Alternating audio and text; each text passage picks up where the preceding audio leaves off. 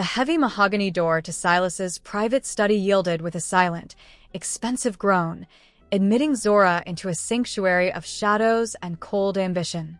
For 7 years, this room had been a fortress she wasn't invited to storm, but tonight, the ghost wife was done haunting the hallways. The air inside smelled of aged cedar, rain, and the sharp, metallic tang of the alpha of Wall Street's hidden life. She didn't find ledger books or merger contracts on his desk. Instead, her fingers brushed against something small and cold.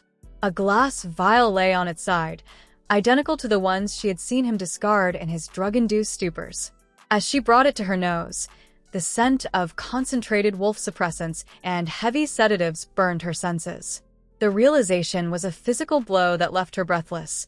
Silas hadn't been working late to build an empire. He had been chemically shackling his own soul. 7 years, she whispered into the hollow room, the empty glass clicking against the desk. The silence of the penthouse, usually so regal, now felt like a mockery. She had spent a decade questioning her beauty, her worth, and her womanhood, while her husband was busy manufacturing a coma to avoid her touch. Her inner wolf let out a jagged, mourning howl beneath her skin. This wasn't a marriage of cold indifference. It was a curated prison of restraint. As the first tear fell onto the polished wood, Zora felt the fragile armor of her dignity shatter. The billionaire king wasn't just distant. He was terrified.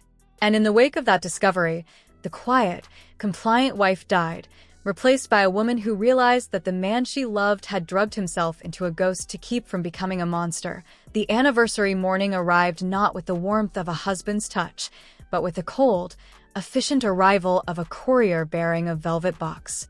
Inside sat a diamond necklace of such staggering weight it felt more like a gilded collar. Zora stared at her reflection in the floor-to-ceiling glass of the penthouse, the Manhattan skyline stretching out like a kingdom she was forbidden to rule. For 7 years, this had been the ritual. Silas Vanderbuilt bought her jewels to compensate for the silence, and she wore them to convince the world that the alpha of Wall Street was a man capable of love. As she stepped into a gown of liquid midnight, the fabric clung to her curves with a desperation Silas never showed.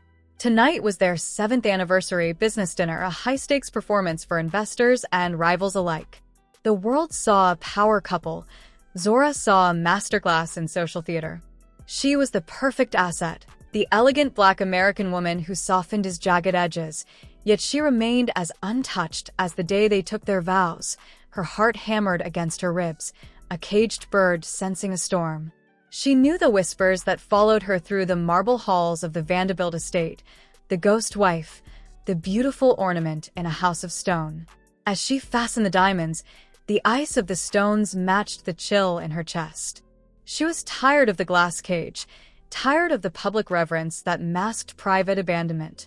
Tonight, as the cameras flashed and the wine poured, the world would see the Alpha King's wife. But Zora was finally realizing that a crown was just a heavy piece of metal when there was no hand to hold the person wearing it. The dinner hadn't even begun, and she was already planning her escape from the museum of her own life. The penthouse nursery was a sanctuary of soft light and silver-threaded tapestries, yet even here, the silence felt heavy with the things left unsaid.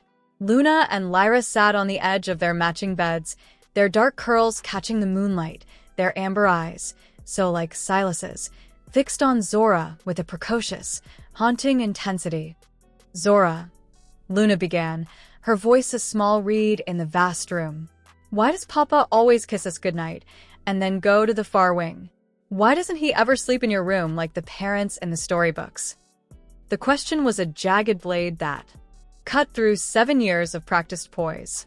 Zora knelt before them, her hands trembling as she smoothed the silk of their blankets. How could she explain that their father treated her like a sacred relic he was terrified to break? How could she tell them that her marriage bed was the coldest place in Manhattan? "Your father has many burdens, my loves," she whispered, the lie a bitter weight on her tongue. "Is it because of the wolf?" Lyra asked, her eyes widening. "We heard the nannies whispering. They said the Vanderbilt alphas have a shadow inside them. They said that's why we were born in the laboratory, not in your tummy." Zora froze. The business contracts and surrogate protocols weren't just about efficiency, they were about containment. The girls were the result of a lineage trying to outrun its own blood. The alpha history is complicated, Zora said, her voice strengthening with a sudden, fierce resolve. She realized then that the twins weren't just the heirs to a fortune. They were the legacy of a man so afraid of his own primal nature that he had sterilized his entire life, including his heart. The confrontation she had avoided for 7 years was no longer about her pride. It was about the truth she owed these girls before the Vanderbilt shadow consumed them all. The porcelain cup shattered against the marble floor, a sharp punctuation to the sentence Zora had finally found the courage to finish. "I'm leaving, Silas. The paperwork is on the desk. You can keep the penthouse, the diamonds, and this hollow title of wife that has done nothing but starve me for 7 years." Silas didn't move at first. He stood by the window, his back to her, the tailored lines of his charcoal suit radiating a chilling, billionaire composure. "You aren't going anywhere, Zora," he said, his voice a low, level vibration that made the air in the room feel heavy, like the moments before a lightning strike. "Watch me," she snapped, turning toward the door. "Find another ornament for your arm. Find someone who doesn't mind sleeping in a separate wing while the world whispers about her bareness." In a blur of motion too fast for a human, Silas was across the room. His hand slammed against the oak door just inches from her face, pinning her in place. For the first time in nearly a decade, the alpha of Wall Street was within her personal space, and the heat radiating from him was scorching. When he looked down at her, the calm, blue eyes of the man she had married were gone. In their place burned a molten, predatory gold. A low, guttural growl vibrated in his chest, a sound that didn't belong in a Manhattan skyscraper. His nostrils flared, catching her scent, and his fingers curled so tightly into the wood that the heavy door began to splinter. "You think I want this distance?" he hissed, his voice cracking with a raw, feral hunger that terrified and electrified her. "I have spent every second of the last 7 years fighting the urge to tear the world apart just to get to you. You are mine, Zora. And if I let that door open, the man you married won't be the one who follows you out." For a heartbeat, the billionaire mask fell away completely, revealing a glimpse of the jagged, ancient beast lurking beneath the silk and the status. Zora stared into the eyes of a monster, and realized with a jolt of pure adrenaline that he hadn't been rejecting her. He had been protecting her from a hunger that was finally about to break its chains. The grand ballroom of the Waldorf Astoria was a sea of shimmering silk and predatory ambition, but tonight, the shadows seemed to cling to the corners of the gilded ceiling. Zora stood at the center of the swirl, draped in a gown of obsidian sequins that caught the light like shattered glass. Beside her, Silas was a statue of billionaire perfection, his hand resting lightly, too lightly, on the small of her back. The physical distance was still there, a deliberate chasm, until Julian Vane stepped out of the crowd. Julian, Silas's most ruthless rival, didn't bother with the pleasantries of the elite. He let his gaze linger on Zora with a boldness that bordered on an assault. 7 years, Silas, and still no heir. Julian purred, his voice carrying just enough to turn heads. Such a waste of a queen. If you can't find the spark to ignite such a woman, perhaps she should spend an evening with someone who understands the fire of an alpha. He reached out, his fingers hovering inches from Zora's bare shoulder, a clear provocation to claim what Silas seemingly refused to touch. The air in the ballroom suddenly turned freezing. The polished, corporate mask Silas had worn for a decade didn't just crack, it disintegrated. Before Julian's hand could make contact, Silas moved with a predatory grace that silenced the orchestra. He didn't just intercept the move. He crushed Julian's wrist in a grip that sounded like dry wood snapping, but a low, guttural vibration emanated from Silas's chest, a sound so primal it made the socialites recoil. His eyes bled from icy blue into a terrifying, molten gold. He pulled Zora flush against him, breaking the 7-year boundary with a violent suddenness. "Touch her," Silas hissed, his voice a jagged snarl that echoed off the marble, "and I will tear the throat from your body before your heart realizes it stopped beating." In that moment, the Alpha King didn't care about stocks or scandals. The beast was awake, and it had finally decided that the world was no longer allowed to look at what was his. The aftermath of the gala left the penthouse air thick with a tension that felt like static before a lightning strike. In the center of the master suite, the man Zora had known for 7 years was dissolving. Silas's body, long a masterpiece of controlled, billionaire elegance, was now a battleground of heaving muscle and sweat. The alpha of Wall Street was gone, replaced by something ancient and agonizing. His skin burned with a fever that no medicine could touch, and his veins stood out like jagged cords as his system violently rejected the synthetic suppressants he had relied on for nearly a decade. "Go, Zora," he rasped, the words tearing from a throat that sounded more like grinding stone than human speech.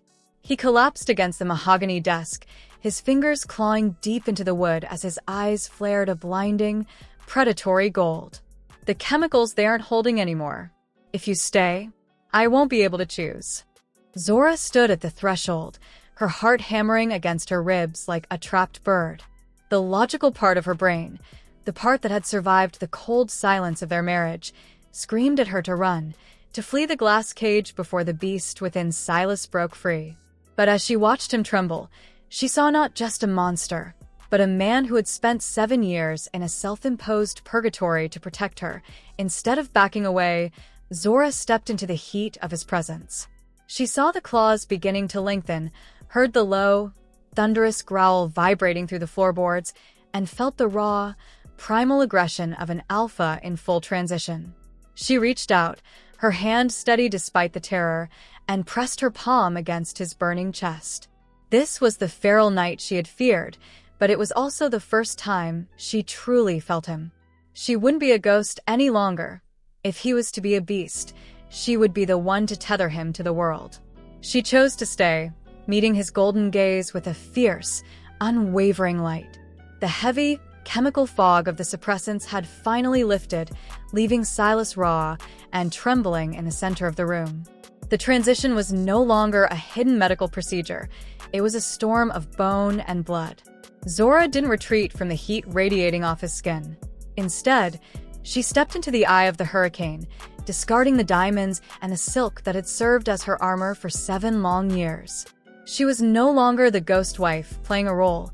She was the anchor for a man drowning in his own legacy. A.S. Silas's body buckled, his fingers clawing at the floorboards in an agony of shifting marrow. Zora knelt behind him. She wrapped her arms around his heaving chest, pressing her cheek against the burning muscle of his back. "Look at me, Silas," she commanded, her voice a steady, rhythmic pulse against the chaotic snarls tearing from his throat. "I am not afraid of you. I am not your mother, and you are not your father. Stay with me." She guided his breathing, matching her own steady inhalations to his jagged gasps, creating a tether of shared humanity. Every time the predatory gold in his eyes threatened to consume his consciousness, she spoke of their future, of Luna and Lyra, and of the 7 years of silence she was finally ready to break. She used no drugs, no chains, and no magic, only the fierce, unwavering strength of a woman who had survived the cold and was determined to walk through the fire. Slowly, the claws retracted and the fever broke. Under the pale moonlight of the penthouse, the beast didn't vanish. It simply settled, tamed not by force, but by the one thing Silas had never dared to offer it: the touch of the woman he loved. The silence that had defined the Vanderbilt estate for 7 years finally broke, replaced by the rhythmic, heavy thrum of 2 hearts beating in sync. The air in the master suite was no longer clinical or cold. It was thick with the scent of cedar, rain, and a mutual, desperate longing that had been deferred for a lifetime.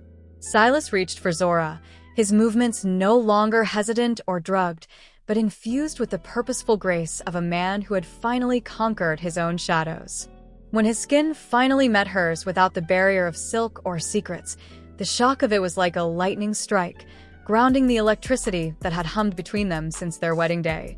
There was no beast in the room, only Silas, his golden eyes clear and filled with a reverence that brought Zora to tears.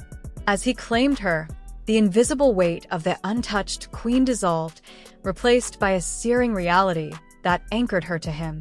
It was more than a physical union. It was the shattering of a curse and the sealing of a bloodline that had been frozen in fear. Every touch was a reclamation of the years lost to silence, a promise whispered against her skin that the distance was gone forever. And the quiet aftermath. As they lay entwined under the moonlight, the penthouse felt transformed from a glass cage into a home. The heavy mahogany doors were no longer barriers, and the nursery wing no longer felt like a separate world. By choosing to face the wolf together, they had solidified a family that was no longer built on contracts and suppressants, but on the indestructible foundation of a love that had waited 7 years to finally speak its name. The alpha had been claimed, and for the first time in her life, Zora was truly, irrevocably whole. The Vanderbilt estate, once a mausoleum of repressed instincts and cold marble, now breathed with a vibrant, rhythmic life. In the heart of the Manhattan penthouse, the separate wings had long since been merged, the heavy mahogany doors thrown open to the light of a new era. Silas and Zora moved through their world as a singular force, a pair of alphas who had traded the safety of silence for the power of truth. No longer did Silas hide behind the polished mask of a billionaire recluse, nor did Zora haunt the halls as a ghost. They ruled their empire with a fierce, visible devotion that silenced the whispers of Wall Street and the high society critics alike. Beside them, Luna and Lyra grew with a grace that was no longer shadowed by the fear of their own blood. Under Zora's nurturing strength and Silas's steady guidance, the twins were being prepared to inherit a legacy that was balanced, one where the wolf was not a monster to be drugged into submission, but a source of primal intuition and protective power. They were the first generation to be told the truth of their history, taught that their nature was a gift that required respect rather than a curse that required chains. As the sun set over the Hudson, casting a golden glow across the family gathered on the terrace, the Alpha King watched his wife with a gaze that remained as possessive and adoring as the night the silence first broke. The Vanderbilt name was no longer synonymous with a cold, unyielding dynasty, but with a living, breathing family that had survived the dark to claim the dawn. The 7 years of waiting had become the foundation for a future without limits, a legacy of love that would howl through the generations to come.